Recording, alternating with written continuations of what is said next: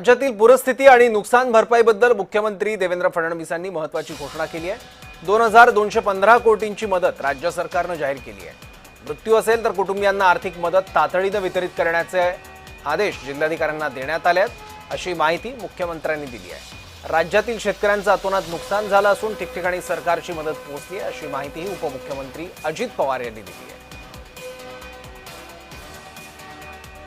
केंद्राची मदत याला वेळ लागतो, कारण सगळं असेसमेंट करून एकच प्रस्ताव हा केंद्राकडे जातो आणि त्यानंतर केंद्र त्या संदर्भात मदत करतो। पण आपल्याला माहिती आहे की एनडीआरएफच्या अंतर्गत केंद्र सरकारने आपल्याला ऍडव्हान्स मध्ये पैसे दिलेले असतात, त्यामुळे ते पैसे आपण खर्च करतो आणि आपले पैसे गरज पडली तर आपण त्या ठिकाणी जे काही पैसे लागतील ते देतो आणि त्यानंतर नियमाने केंद्र सरकार आपल्याला मदत करत असते। त्यामुळे केंद्र सरकारची मदत निश्चित घेऊ, ती मदतही मिळेल, पण त्याकरता राज्य सरकार थांबणार नाही।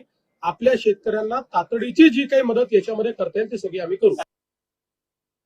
मोठ्या प्रमाणावर आपल्या महाराष्ट्रातल्या वेगवेगळ्या भागातल्या शेतकऱ्यांचं अतोनात नुकसान झालेलं आहे। पिकं सगळी पाण्यामध्ये गेलेली आहेत, काही गावं पण त्यांना पाण्याने वेढलेलं आहे।